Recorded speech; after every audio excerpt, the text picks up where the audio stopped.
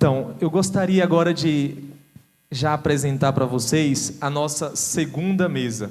Então, a gente falou aqui, o tema já foi até um pouco apresentado, né?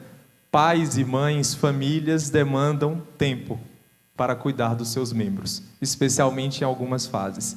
E esses pais e mães também trabalham.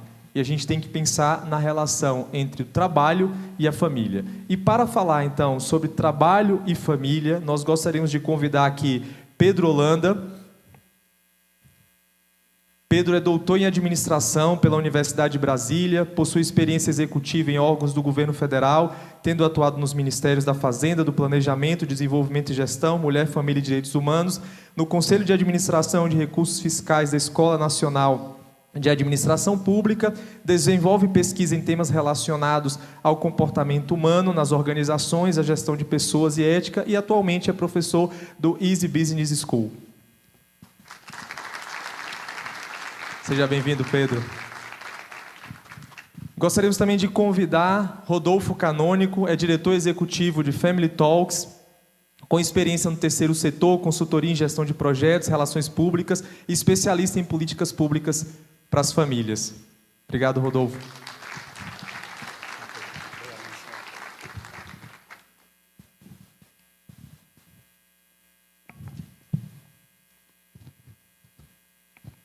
Então, gostaria de passar a palavra agora para Pedro Holanda. Ele vai falar um pouco para a gente sobre experiências, né, boas práticas de conciliação, de políticas de conciliação entre trabalho e família. Tem 20 minutos. Obrigado, Marcelo. Bom dia, pessoal. Bom dia. Compartilho aqui da ânsia da Ivânia de falar muito sobre o tema. É um tema que me interessa bastante desde quando eu atuava no governo federal, mas também como pesquisador. E também é um tema que eu compartilho com o Marcelo, a dificuldade de conciliar no meu dia a dia, que também tem uma família aí com 5 filhos. Então, para mim, também é um tema de preocupação todos os dias.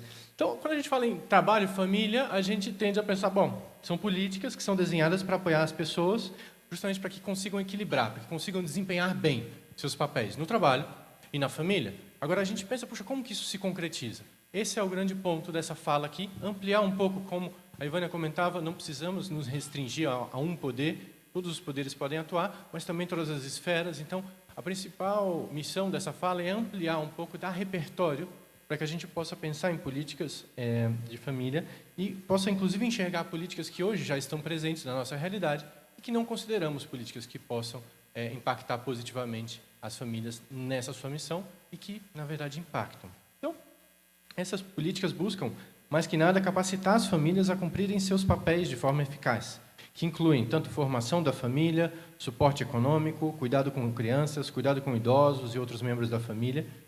E, em vez de substituir as funções familiares, essas políticas devem priorizar dar condições para que as famílias desempenhem seus papéis sociais, reconhecendo as necessidades específicas que advêm de algumas circunstâncias concretas, como famílias com membros que sofrem de doenças graves, que merecem um tratamento particular.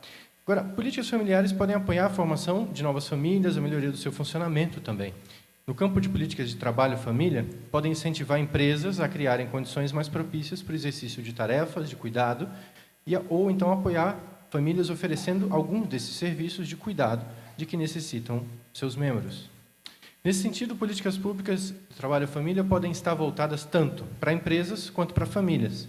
Concretamente, podem se materializar como creches, escolas, instituições de longa permanência de idosos, mas também a presença de tais serviços é especialmente relevante quando vemos ser cada vez mais comum que trabalhadores e trabalhadoras, que, então, portanto, fazem parte da população economicamente ativa, tenham, ao mesmo tempo, a responsabilidade de cuidado de crianças e de idosos, seja das duas pontas que já não fazem parte da população economicamente ativa.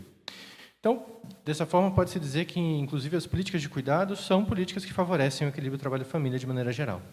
Agora, há políticas que tratam de maneira mais direta essa relação trabalhista e estabelecem limites e incentivos. São políticas que versam sobre as licenças, por exemplo, maternidade, paternidade, parentalidade em alguns países, licença médica, licença em razão de doença de pessoas da família. São políticas que estabelecem alguns períodos de afastamento desses deveres laborais para que os trabalhadores possam receber ou oferecer, eles mesmos, cuidados. Ainda sobre essa relação laboral, há políticas que visam promover um arranjo de trabalho mais favorável, como incentivos fiscais que sejam dados a empresas que possuem políticas de arranjo flexível de trabalho. Outra situação na qual as políticas públicas podem atuar é quando se faz necessário estabelecer que o vínculo laboral deva ser mantido ou que deva ser ofertada alguma medida compensatória quando da ocorrência desse desligamento associado a uma mudança de status familiar. Trazendo um pouco mais para a realidade, é o caso de políticas que impeçam, desincentivem ou compensem os efeitos negativos da demissão de uma mãe, por exemplo, logo após o seu retorno ao trabalho. Algo lamentável, mas que nós vemos que acontece com uma frequência muito maior do que desejaríamos, que é o chamado maternity penalty, né, a penalidade das mães logo após o seu período de licença. Agora, uma outra linha de atuação possível, que pode ser vista também como incentivo ou como papel de conscientização, é a realização de reconhecimentos públicos para empresas que sejam familiarmente responsáveis ou que promovam um ambiente de trabalho no qual se oferece suporte à família. É um exemplo desse tipo de política o selo Empresa Amiga da Família, que era concedido pelo governo federal anos atrás. Agora, também, formas mais amplas de reconhecimento que incluam esse aspecto em sua avaliação, como o selo Empresa Amiga dos Direitos Humanos, concedido pela Prefeitura de Jundiaí, que tem como uma das suas etapas a formação em empresas e direitos humanos, na qual se tratam, e eu posso falar porque eu dei essa formação, se tratam de temas como discriminação em função de status familiar e como você favorecer, de fato, com que os trabalhadores exerçam as suas funções nas suas famílias. Então, alguns aspectos mais amplos também podem ajudar na conciliação trabalho-família. Conscientização pública e engajamento. Também é importante aumentar a conscientização sobre a disponibilidade e os benefícios de políticas já existentes. A gente viu agora na fala da Ivânia, inclusive, uma política que poucos aqui conheciam e tão relevante. Os governos municipais devem envolver a comunidade por meio de campanhas públicas e consultas para garantir que as políticas estejam alinhadas às necessidades locais. Isso é algo interessante também, a gente aproveitar, e eu fiz questão de manter no nome dessa fala melhores práticas, mas não fazer um copia-cola, olhar para a realidade. Quais são as necessidades reais da minha população? Será que eu tenho uma população que tem uma necessidade mais voltada ao cuidado de idosos, mais voltada a crianças? Enfim, o que prevalece ali? Por fim, não esquecer que o Estado também é um empregador. E, nesse sentido, a forma como estabelece essas relações laborais com seus colaboradores, sejam servidores públicos de carreira, sejam aqueles colaboradores de empresas terceirizadas, também é visto como um exemplo e um fator indutor de comportamento por parte das empresas, que, inclusive, muitas das vezes competem pelos mesmos talentos. Então, vê-se como também uma empresa a mais. Então, com esse objetivo de ampliar a visão acerca das alternativas que podem ser consideradas ao buscar formular ou melhorar uma política de trabalho e família, a seguir eu vou passar por algumas políticas já existentes. Sem deixar de falar que, antes de mais nada, é importante que cada um, no seu município, na sua realidade, no seu estado, faça uma análise de quais são as políticas existentes, porque há muita boa vontade, mas pouca coordenação. E aí eu falo isso com muita certeza da época que eu atuava no governo federal. Tanto dentro de cada âmbito, mas entre os diversos entes federados. Isso prejudica muito a eficiência do que tanto se critica, a eficiência da máquina pública. Então, conhecer o que já está aí disponível e buscar atuar nas lacunas. Esse é um primeiro passo. E aí depois, sim, olhar para fora, olhar para outras possibilidades e ampliar o nosso repertório. Então, é importante identificar quais são esses problemas mais desassistidos e que afetam as famílias e a capacidade delas onde nós estamos atuando, nos nossos municípios. Isso também, olhando para essas políticas já existentes, ajuda a evitar essa redundância e aproveitar interações, sinergias com políticas já existentes. Essa interface trabalho-família é central para políticas familiares de um modo mais amplo. Historicamente, essas políticas visam reduzir o conflito trabalho-família, principalmente o conflito com base em tempo, que é o que a gente vem falando aqui, né? Disponibilidade para que os membros de sua família exerçam sua função de cuidado. Mas, mais recentemente, tanto sob o ponto de vista da academia, né, os pesquisadores, mas também as próprias empresas, têm buscado estudar e promover uma interação positiva entre a vida laboral e familiar, que é algo que vem sendo tratado como um enriquecimento familiar, o Work-Family Enrichment, que é passar a reconhecer o que a gente vive, né, no nosso dia a dia. A gente vê quantas habilidades e competências a gente não desenvolve no âmbito familiar, que depois é útil no trabalho. ou alguma capacidade também que a gente desenvolva no nosso trabalho, que nós podemos melhorar enquanto pais, mães, esposos, enfim. Aqui eu cito a Karen Borg-Schneider, que estava aqui no painel anterior, e ela fala, puxa, uma política familiar eficaz deve ser inclusiva e adaptativa às necessidades das famílias modernas. Então, há que se analisar essas necessidades reais, atuais, de determinada população, para que se possa eleger qual é a melhor maneira de atuar, a depender dessa necessidade real e da competência de cada um. De onde eu estou, né?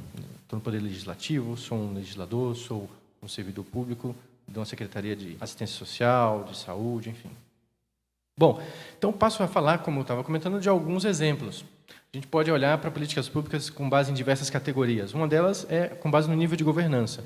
Nós temos políticas nacionais, estaduais, municipais. Todas elas podem contribuir, veja se não.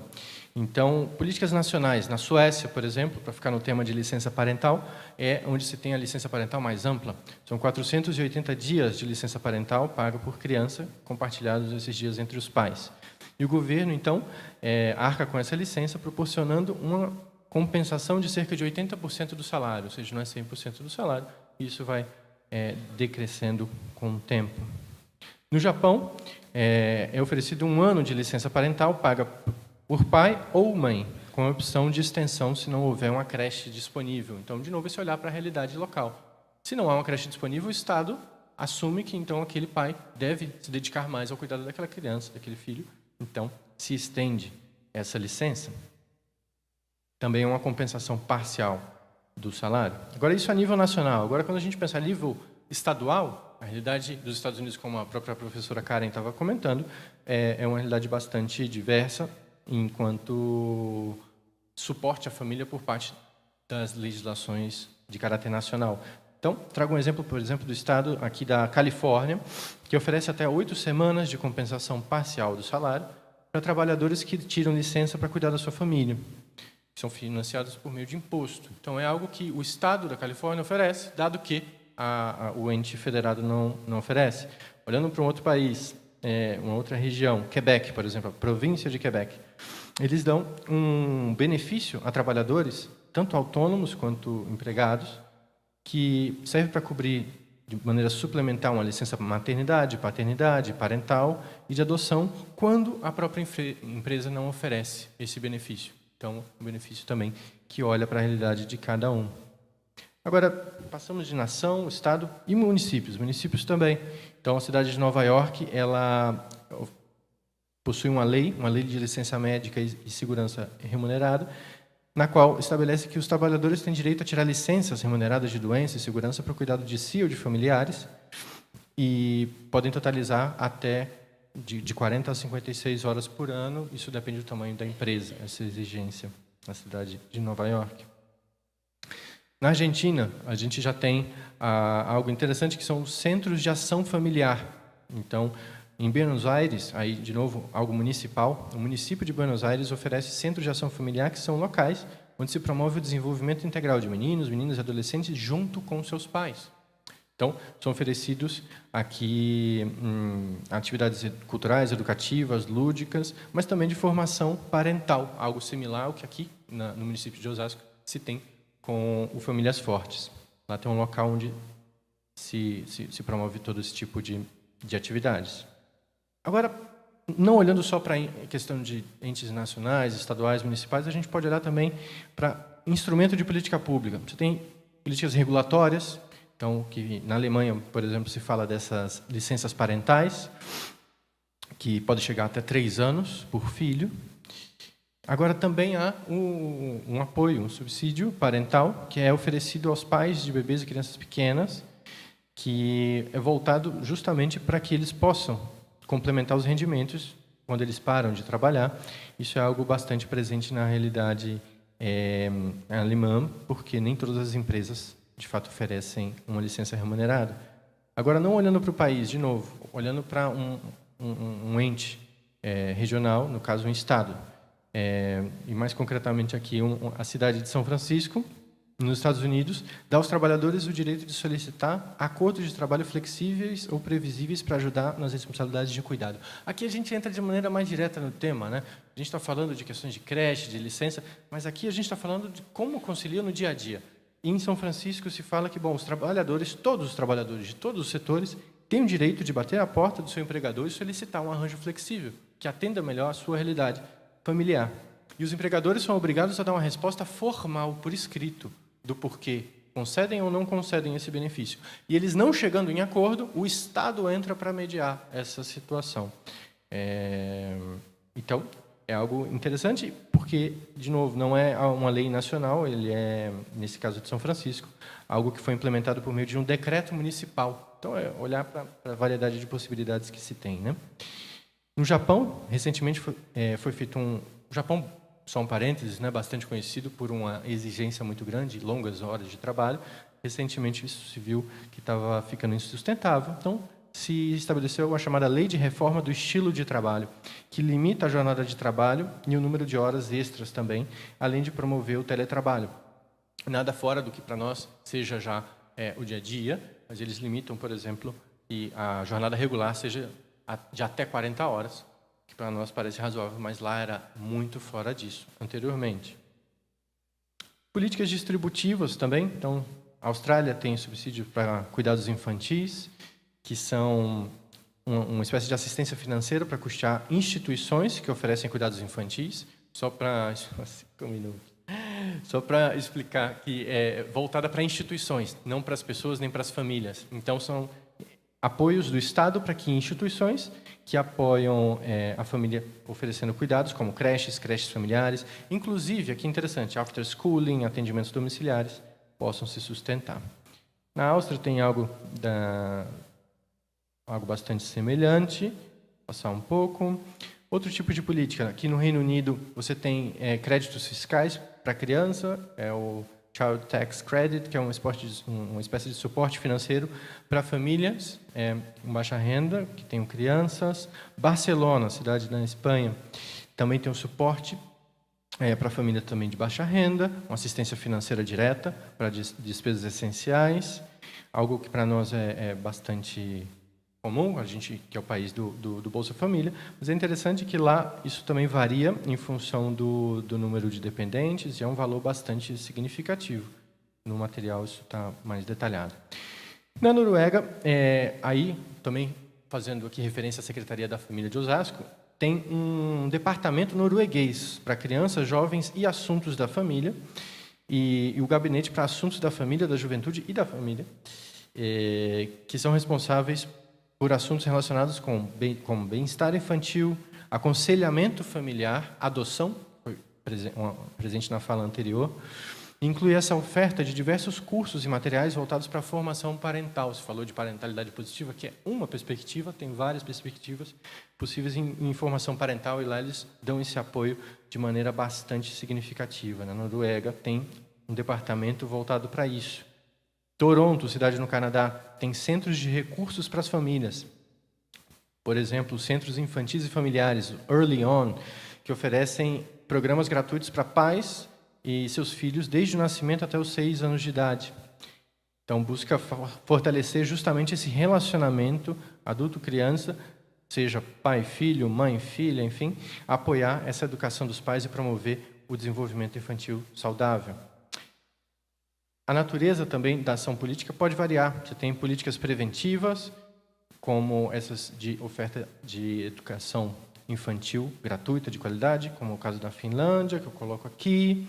Depois de Singapura, já tem algo interessante, que é bem próprio de trabalho e família. Lá, um incentivo, eles pagam, pessoal. Eles pagam as empresas que oferecem trabalho flexível para todos os funcionários e também para empresas que comprovem adotar o chamado job sharing. Job sharing é que você tem um posto de trabalho que nunca está sendo executado a totalidade daquelas atividades por uma pessoa, mas aquilo é compartilhado. Nunca vai acontecer aquilo que a gente vê acontecendo no nosso dia a dia. Ligar e falar, não, mas quem resolve isso está em período de férias. Não. Sempre está ali compartilhado, porque evita também essa sobrecarga e permite com que as pessoas possam sair em momentos emergenciais. Então, é algo que é pago, chega a um valor de $3.500 por empregado, no caso. Mas é ao ano. Eu ouvi o assobio de espanto, mas é ao ano. Então, isso no caso de Singapura. E políticas reativas, Estados Unidos também tem algumas licenças voltadas à questão médica. Reino Unido, licenças proativas. Islândia é um ponto interessante, eu vou escolher aqui para comentar, já que o meu tempo vai rapidamente se esgotando. Períodos de licença específicos e intransferíveis para cada pai ou mãe para promover a igualdade, algo que certamente o próximo palestrante, o Rodolfo, vai comentar muito da discussão que tem sido feita nacionalmente, mas lá é interessante saber que na Islândia, cada um, o pai e a mãe, cada um tem 6 meses para licença. E isso pode ser, de alguma maneira, mais limitada, compartilhada. Então, o pai, por exemplo, pode escolher transferir 6 semanas do seu conjunto de 6 meses para a mãe.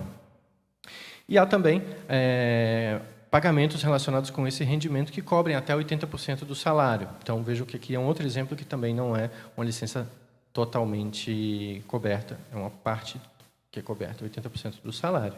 Há políticas universais, como essa previsão de cuidados infantis, creches, enfim. Há políticas mais seletivas, voltadas para determinados grupos, como na França, há o abono família. Então, as famílias que têm a partir de 2 crianças recebem um valor mensal até os 20 anos, chamado abono família. E responde a algo também que a Ivane também comentava, que não é só voltado para famílias de baixa renda nesse caso. Todas as famílias que têm a partir de 2 filhos podem recorrer a esse auxílio. Aí, para já ir terminando, objetivos também diferentes. Então, a gente muitas vezes pensa em políticas laborais, políticas muito centradas, a gente falou muito em licenças e questões de escola, mas também, vejam, políticas de crescimento econômico podem ser englobadas, políticas, por exemplo, aqui da Malásia, que são voltadas para a reinserção de mulheres após um período de licença maternidade. Então, são incentivos, de fato, voltados para empresas para que contratem mulheres que estão retornando depois de um período afastado do mercado de trabalho. Então, um exemplo da Malásia que são subsídios governamentais, incentivos fiscais, enfim, voltados para mulheres mães, então, para favorecer esse papel social de mãe. Equidade também é uma outra avenida. Agora, eu queria comentar algo também interessante, aqui vamos já chegando para o fim, até políticas voltadas até à proteção do meio ambiente pode ser encarada como algo que promova o equilíbrio trabalho-família. Aí eu cito um exemplo que está para entrar em vigor nos próximos dias, em menos de um mês, na Holanda. Então, na Holanda, agora, eles estão requerendo que todos os empregadores enviem os dados de quantos trabalhadores se deslocam quantos quilômetros por mês, para incentivar que as pessoas gastem menos tempo se deslocando e tenham que ir ao local de trabalho menos vezes, ou seja, estão promovendo, de fato, um teletrabalho, um maior equilíbrio, trabalho-família. Agora, isso sobre um guarda-chuva de uma política de proteção ambiental. Veja que aí também dialoga com o que se falava anteriormente, dessa integração entre as políticas públicas. Então, também pensar, puxa, no meu município, na minha realidade, esse tema de família é visto de maneira muito ideológica. Puxa, mas será que não tem alguém que valoriza essa questão ambiental? Será que eu não consigo ajudar as famílias por esse caminho? Esse é um exemplo de algo bastante possível. Para concluir, então, as políticas de trabalho e família são essenciais para ajudar os indivíduos a equilibrar suas responsabilidades profissionais e familiares. Podem ser categorizadas de diversas maneiras, como a gente foi vendo, mas de todas elas é possível contribuir para as famílias, para que elas desempenhem o seu papel social de cuidado. E, ao analisar essas políticas existentes e abordar as necessidades específicas, os governos, os governantes e todos os agentes públicos podem apoiar de maneira eficaz as famílias. Essa interação entre trabalho e vida familiar, seja reduzindo conflitos, promovendo uma melhor interação, chamado enriquecimento do trabalho e família, é algo crucial para mudar o bem-estar social e abordar questões sociais mais amplas, inclusive. A gente sabe que isso afeta até taxas de natalidade, a solidão, que é vista como um grande problema social já por alguns países, essa solidão, enfraquecimento de laços sociais, a gente falava de pobreza, então uma visão mais ampla de pobreza relacional, como o Henrico falava, somos seres relacionais, abuso de substâncias, enfim. Políticas eficazes de trabalho e família podem, sim, fomentar um ambiente mais favorável para todos os membros da família, permitindo que eles prosperem, tanto no âmbito profissional quanto no âmbito familiar. Então, o que eu desejo que, de alguma maneira, a gente possa contribuir para que vocês saibam, cada um, nas suas realidades, analisar todas as políticas hoje já presentes na sua localidade com lentes de família, que saibam identificar as necessidades reais de sua população, que saibam atuar subsidiariamente apoiando as famílias e só as substituindo em situações extremas, que consigam buscar sinergias entre as políticas já existentes, que consigam extrair benefícios para as famílias em políticas de diversas áreas, sociais, econômicas, ambientais, que seja um exemplo de empregador também, que busca promover condições para que seus colaboradores possam se dedicar tanto ao trabalho quanto às suas responsabilidades familiares, e que consigam pensar em soluções tanto para todas as famílias, no que tange a condições básicas de cuidado, mas também olhar para as famílias que requerem um olhar diferenciado, como famílias monoparentais e famílias numerosas. Bom evento a todos, muito obrigado.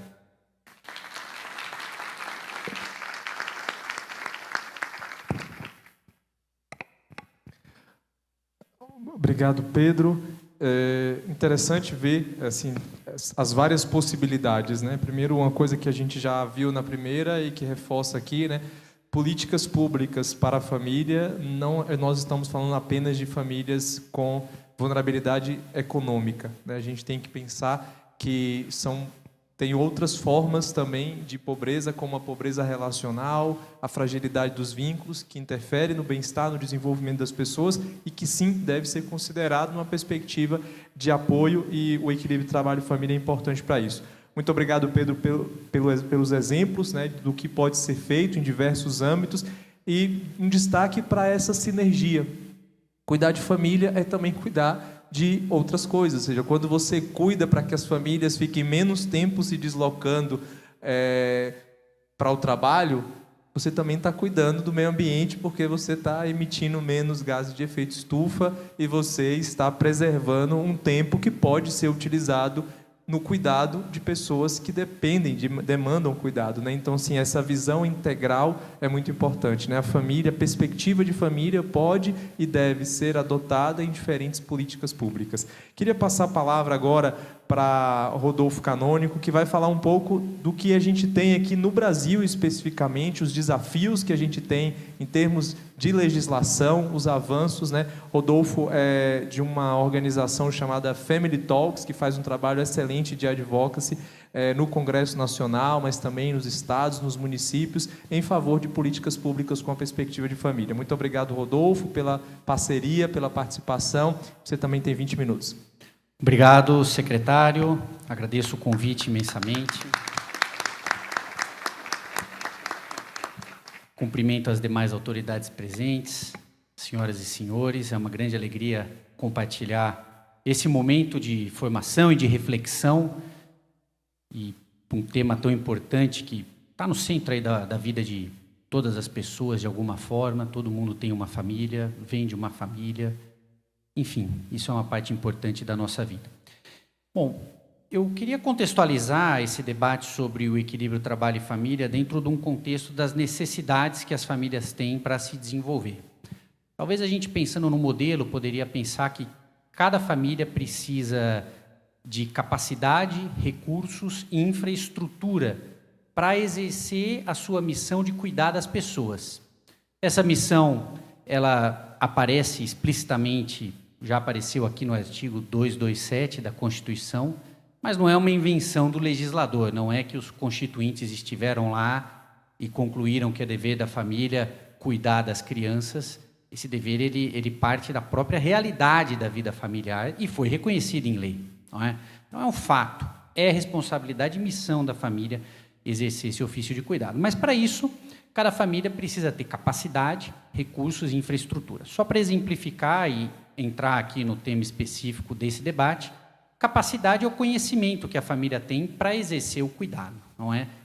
E, muitas vezes, existem pessoas que vêm de experiências difíceis de vida familiar, eu diria inadequadas, e que precisam ter contato com outras experiências, adquirir a capacidade para ter, com relação a seus filhos, uma conduta diferente daquela que ela recebeu. Então, isso é a capacidade, não é?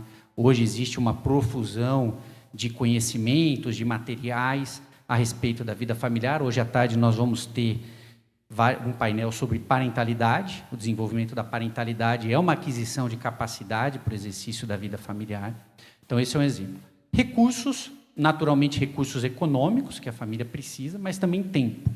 A família precisa dessas duas dinâmicas para poder existir. E infraestrutura, que é o que dá apoio para a formação. Por exemplo, uma escola é uma infraestrutura que dá apoio ao processo formativo da criança, uma creche, em um outro momento da vida, é um apoio para isso, ou para famílias com pessoas idosas que demandam cuidados, centros-dia ou instituições de longa permanência. São infraestruturas que apoiam a família no exercício da sua missão de cuidado. Esse apoio vai variar conforme a necessidade. E quando ele falta, naturalmente, a gente pode criar uma situação problemática, porque toda família precisa de todas essas estruturas de apoio para conseguir exercer a sua missão de cuidar das pessoas, não é?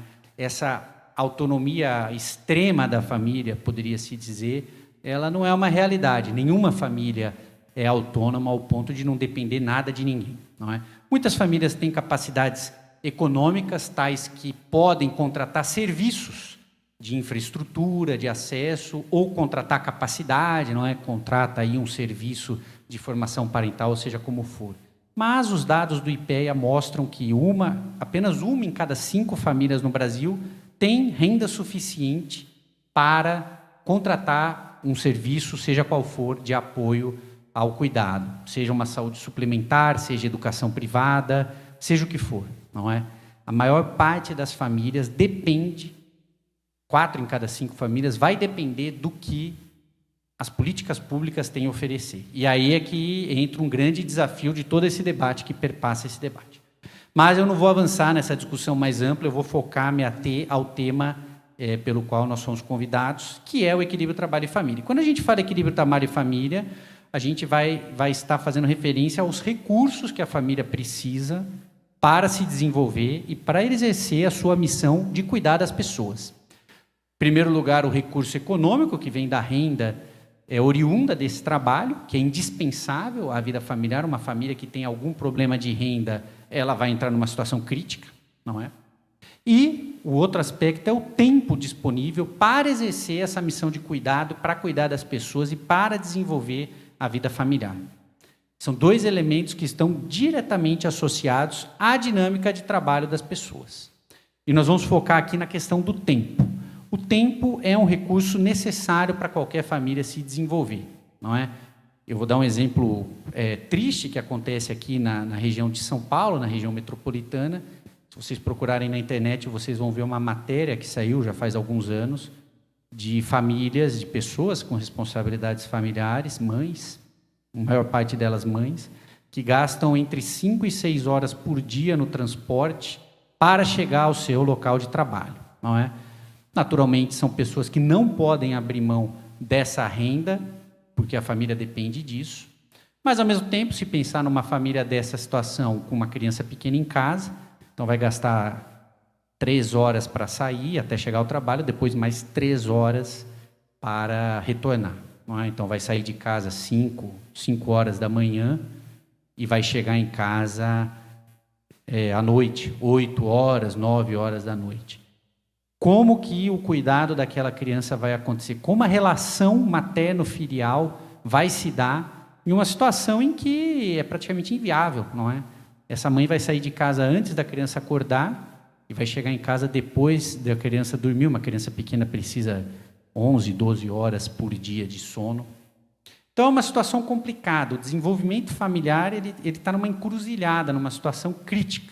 Esse é um exemplo extremo, não é? A falta de tempo, ela hoje não é uma questão só de famílias de renda baixa, embora seja, e isso está associado a questões de mobilidade urbana também, mas é uma realidade de famílias de alta renda. Por outros motivos, acabam tendo uma dedicação a jornadas longas de trabalho e, por isso, reduzem o tempo dedicado à família. Essa, por exemplo, é uma reclamação em escolas particulares de família que terceirizam o cuidado ou a educação para a escola, o que é um erro, né?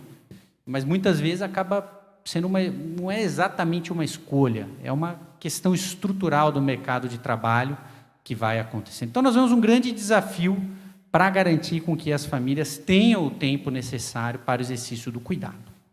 O Pedro já trouxe uma gama ampla de políticas que podem ser adotadas com esse objetivo, e aqui o objetivo da minha exposição é falar de um momento específico da vida familiar, que é a chegada de uma criança. Na maior parte das vezes, isso acontece por nascimento, mas também pode ser por adoção, não é? A adoção é uma chegada de uma criança a uma família e é um momento de grandes transformações na vida daquelas pessoas, na vida daquela família, um momento decisivo para o desenvolvimento também daquela criança, sobretudo. E para isso acontecer da melhor maneira possível, é necessário que aquela família tenha o tempo necessário para exercer o cuidado daquela criança naquele momento, não é? E, naturalmente, logo após o nascimento, é um momento em que todas as pessoas demandam cuidados intensivíssimos, não é? A criança ela é totalmente dependente de sua família. Essa dependência ela vai diminuindo ao longo do tempo até a pessoa adquirir, com a sua maturidade, na vida adulta, uma autonomia. Mas, logo após o nascimento, é um momento decisivo. E é por isso que a nossa legislação já consagra a licença maternidade na Constituição de 120 dias, uma licença maternidade remunerada pelo Estado, não é? Então, a Previdência Social paga a licença maternidade, o salário integral da mãe, 4 meses. Isso é fundamental, por exemplo, para garantir o aleitamento materno exclusivo, não é? Até a recomendação, inclusive, que existe internacional é o aleitamento exclusivo até os 6 meses, então os 4 meses não chega lá ainda, mas é um grande avanço, não é? Mas existem uma série de questões associadas a essa dinâmica da licença maternidade que precisam ainda evoluir para garantir mais apoio às mães. O Pedro já comentou a realidade que a gente poderia apelidar aqui no Brasil de demissão pós-parto, não é? Porque metade das mulheres perdem o emprego em até 12 meses depois do retorno da licença maternidade.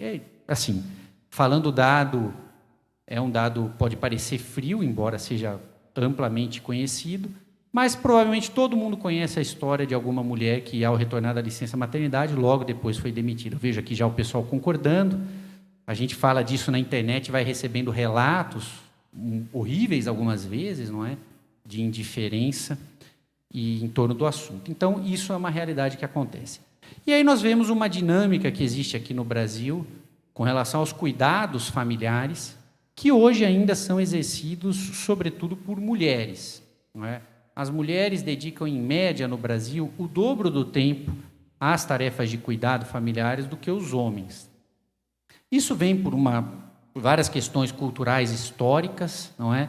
Mas que hoje, no contexto social atual, trazem uma série de consequências negativas para mulheres, que é essa penalidade da maternidade que foi comentada pelo Pedro.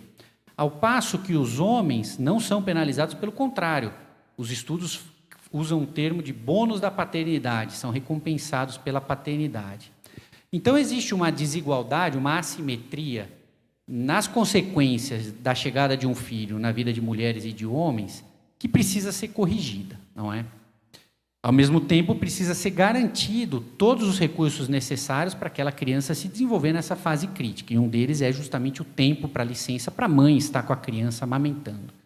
Então, o que se pode pensar, o que nós poderíamos pensar para construir como uma alternativa no sentido de diminuir essa penalidade que a maternidade traz consigo, ao mesmo tempo fazer com que os homens tenham uma maior presença na vida familiar? Já saiu a pergunta aqui das mães solo, e existe uma crise hoje da paternidade, poderíamos falar, da participação dos homens na vida familiar, que traz muitas consequências negativas para a vida dos próprios homens, em primeiro lugar, para as crianças, para a vida das mulheres que estão sendo penalizadas por uma maternidade sem o apoio suficiente para se desenvolver, não é? O custo de trazer um filho tem recaído de forma desigual e injusta sobre as mães.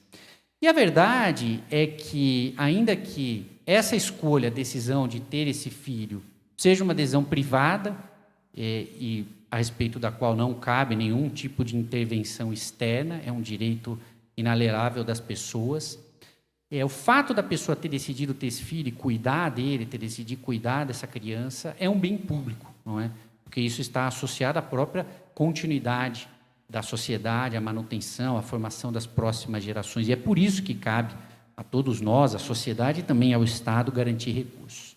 Então, nesse contexto, boa parte das discussões, e aqui no Brasil essa discussão ela tem avançado, eu já vou trazer um breve histórico para vocês, de como nós poderíamos criar uma maior igualdade, uma equidade dentro da família, né, com maior participação dos homens nessas tarefas de cuidado. E um dos instrumentos disponíveis nas políticas públicas para que isso aconteça é a licença paternidade, ainda que não seja a solução mágica que vá resolver essa situação, mas é um dos instrumentos que podem trazer esses resultados, não é?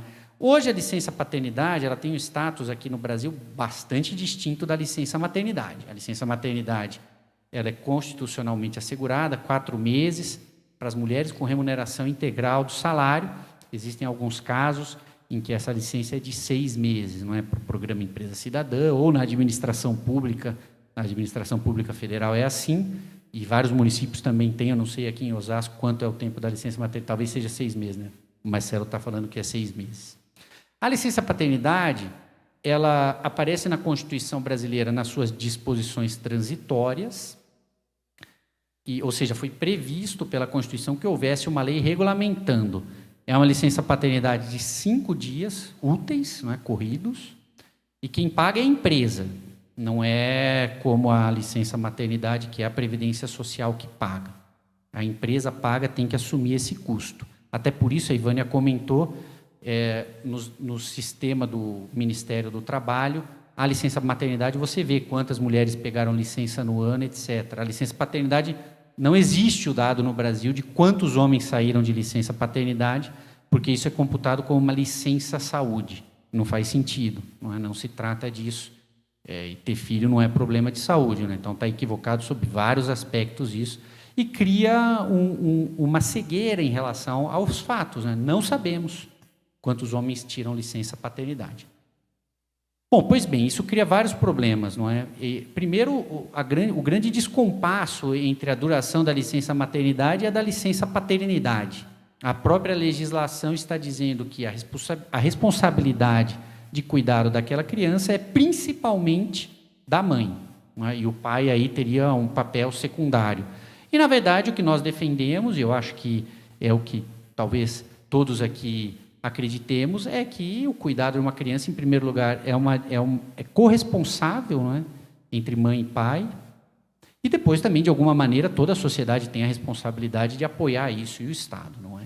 Só que a legislação ela não diferencia isso.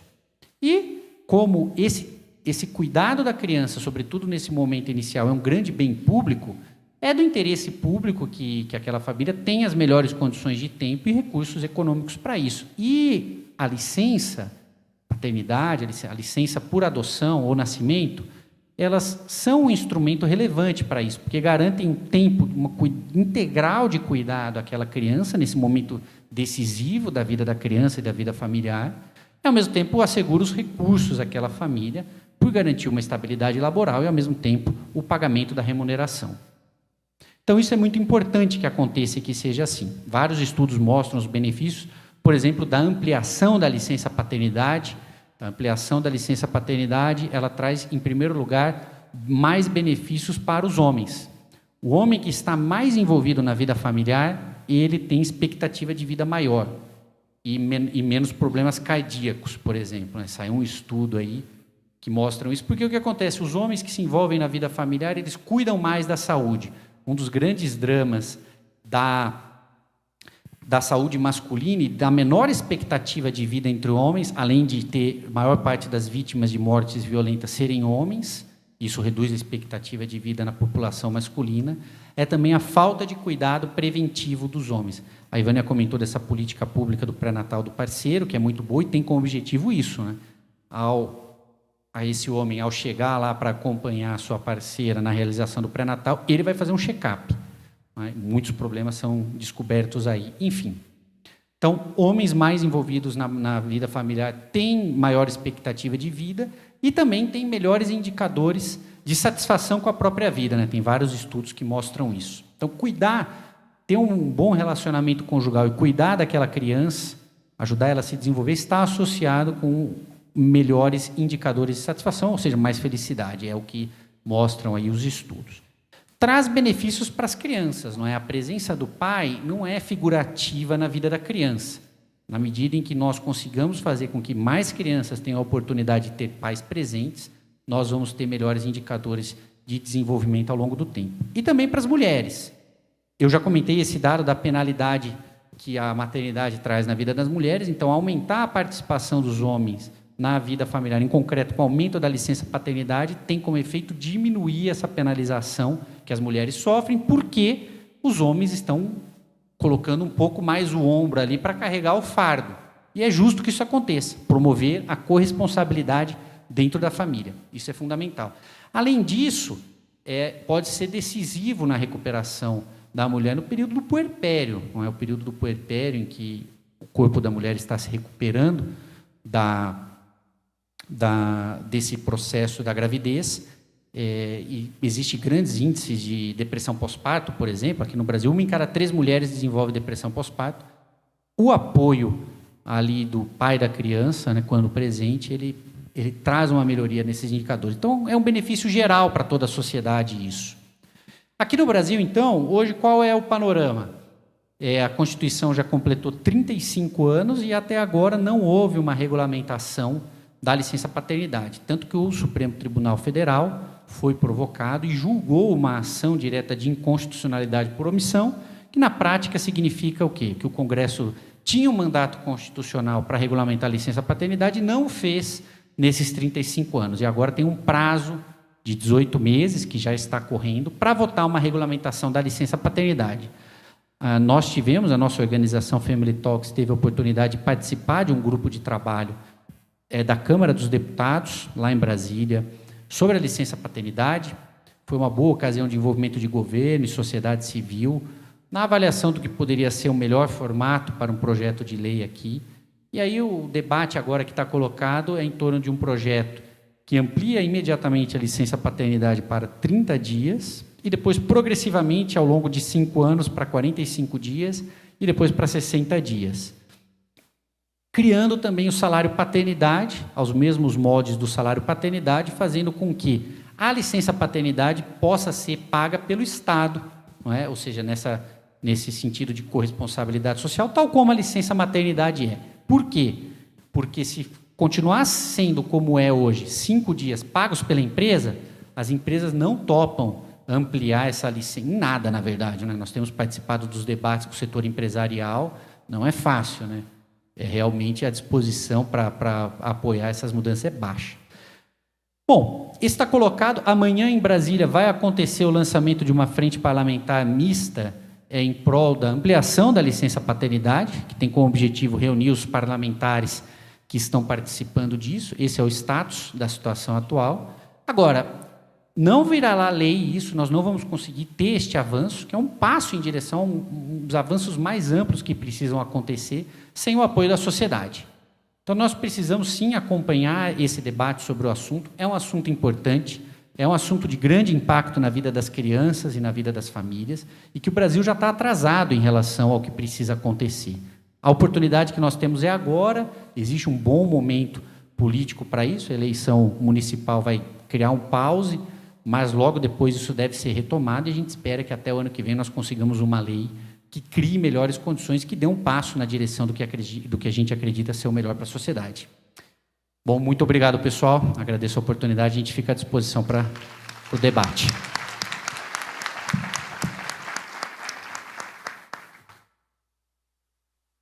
Obrigado, Rodolfo, pelas considerações. O nosso tempo está bem apertado. A gente chegou a receber uma pergunta aqui, eu vou passar e vou pedir que vocês sejam bem breves nas considerações. Tem uma pergunta aqui. Se o objetivo é atender as famílias, por que não pensar na criança que completou o seu tempo na creche, período integral, e passa para a EMEI, né, que é Escola de Ensino de Educação Infantil, que só tem período reduzido? Como atender essas famílias que necessitam de deixar seus filhos com segurança? Por que essa lacuna? Então, a questão aí que vai, né, nessa linha aí da infraestrutura, né, à disposição das famílias para que elas possam cuidar.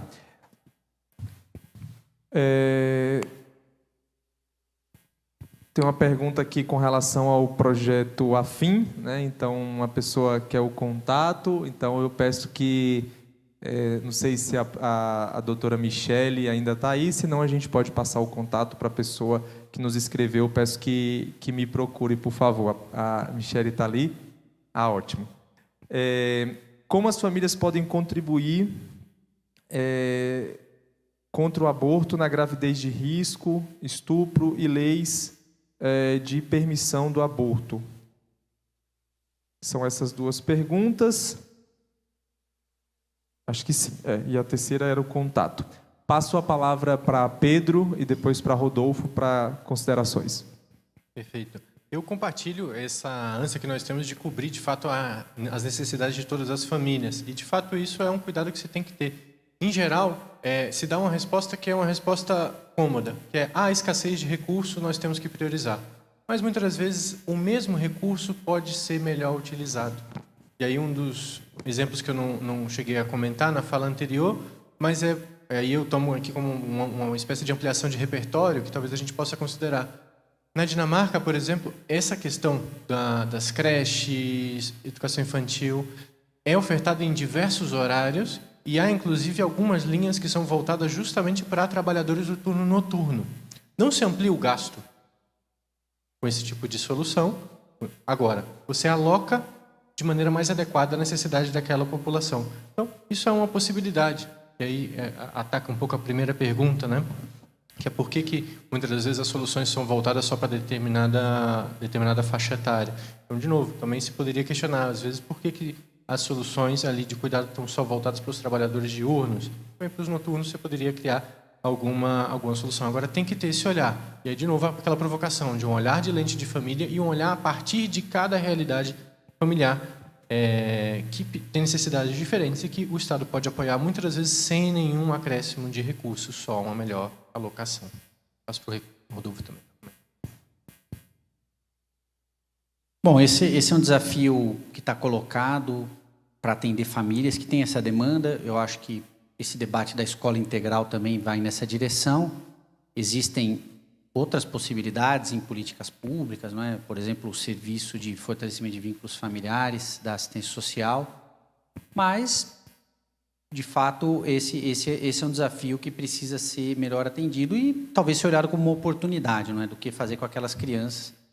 Muitas vezes, as próprias redes comunitárias, a própria comunidade em que aquela família está inserida pode ofertar soluções.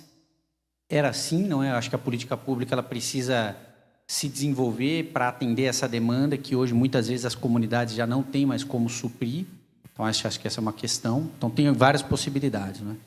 Sobre a outra questão que foi colocada, acho que não tem muito a ver com a nossa fala, mas me parece que esse caminho a gente realmente precisa ter um trabalho para erradicar completamente violência sexual. Isso não tem como ser tolerado.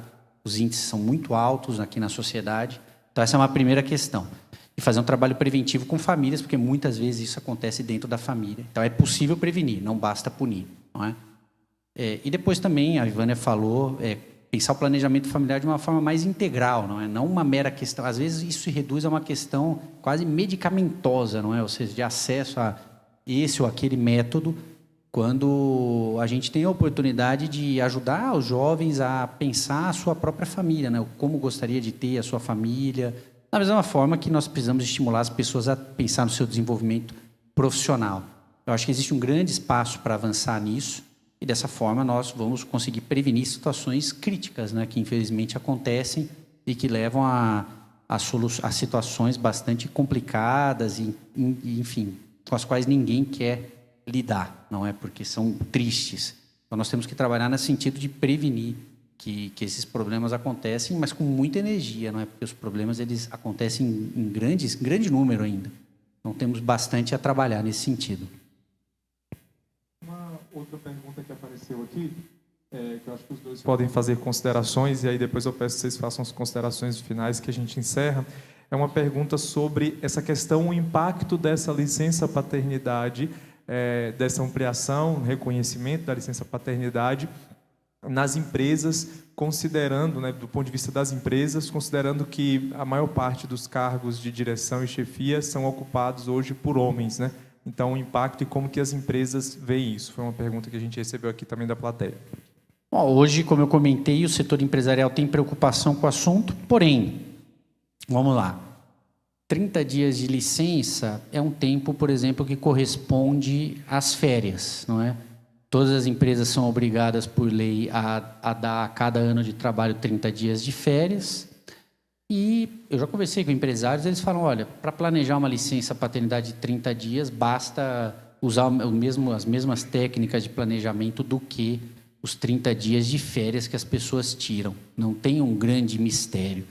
Com a vantagem de que a licença paternidade ela é super previsível, ela é avisada com meses de antecedência, não é que um dia a pessoa chega lá, bom, nasceu meu filho, estou indo. Não é assim. Não é que a cegonha chegou lá com a criança. Não, previsível. Isso tem que ser avisado com muitos meses de antecedência. E aí a empresa vai poder gerenciar isso internamente, com a própria força de trabalho que tem, ou, em algum caso, na contratação de alguma mão de obra temporária. Em algum caso, por exemplo, de uma empresa muito pequena, né, nós poderíamos pensar que a maior parte dos empregadores, 70% dos empregadores aqui no Brasil são micro e pequenas empresas, e aí poderíamos pensar em uma política, por exemplo, de reduzir os custos da contratação dessa mão de obra, né, desonerando essa folha de pagamento de mão de obra temporária e tendo políticas de facilitação para a contratação disso. Basicamente, é assim que é possível resolver. O fato é que é possível resolver, né? O outro aspecto é que as taxas de natalidade no Brasil estão em queda, não é? Hoje, a taxa de natalidade no Brasil é 1,65 filhos por mulher e caindo bastante. Então, não tem isso de que um homem vai ter muitos e muitos filhos. Não, a realidade é que vai ter 1 ou 2. Essa é a média. Quando muito, 3. Não é? Aqui temos 2 pessoas que são exceções, na média não é o que vai acontecer. Então as empresas às vezes criam uma fantasia, não, mas agora ele vai ficar saindo para ter licença paternidade, quando a realidade mostra que as pessoas estão tendo cada vez menos filhos. Né?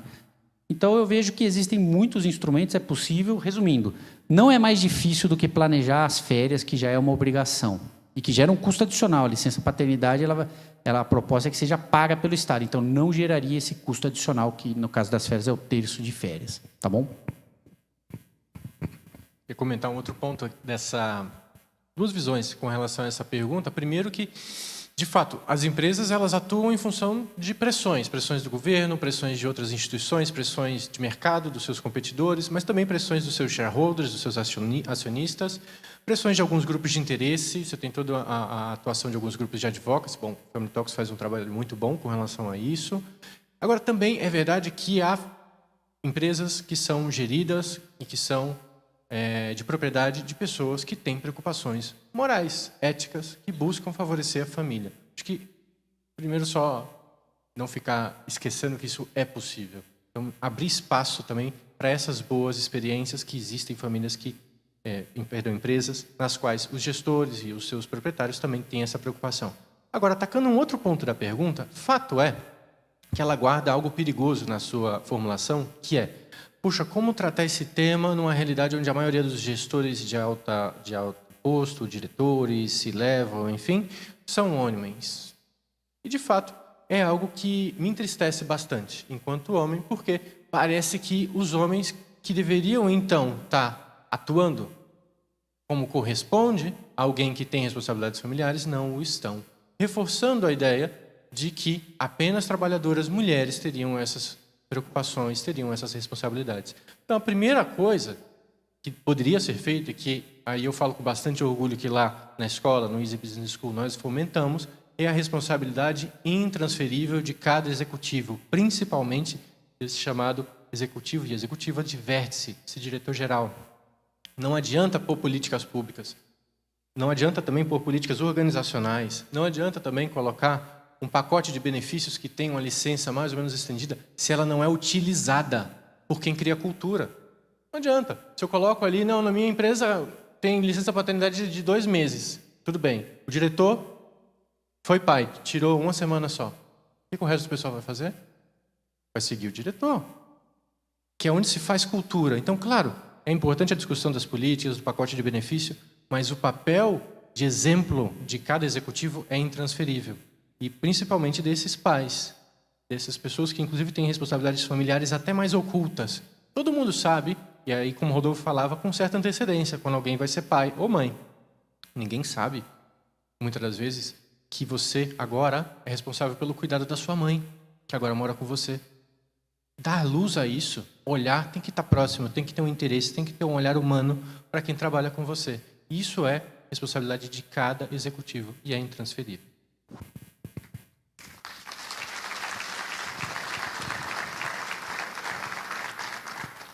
Queria agradecer e só dar um destaque aqui para esse aspecto, né? Que tem um desafio que é também de ordem cultural, né? Quando a gente fala de equilíbrio trabalho e família, tem um desafio que é de ordem legal, é a legislação que a gente precisa aprimorar, né? Inclusive, eu queria só dar um destaque aqui, o artigo da Constituição 226 fala da família, tem um parágrafo 5º lá que a gente não pode se esquecer, que fala, e é uma contradição na própria legislação nossa, né? Que ele diz o quê? Que os deveres inerentes à sociedade conjugal devem ser exercidos de forma igual por homens e mulheres. Só que a própria legislação garante uma licença diferenciada. E um dos deveres conjugais, segundo o Código Civil, é o cuidado e educação dos filhos, né? Então, há sim uma necessidade de avançar, né? E que bom que tem gente empenhada nisso, parlamentares, judiciário, organizações da sociedade civil, mas também é necessário ter um desafio de ordem cultural, né? Eu sempre me lembro, quando eu falo disso, quantas pessoas eu já ouvi se orgulhando de ficar muitas horas no trabalho, né?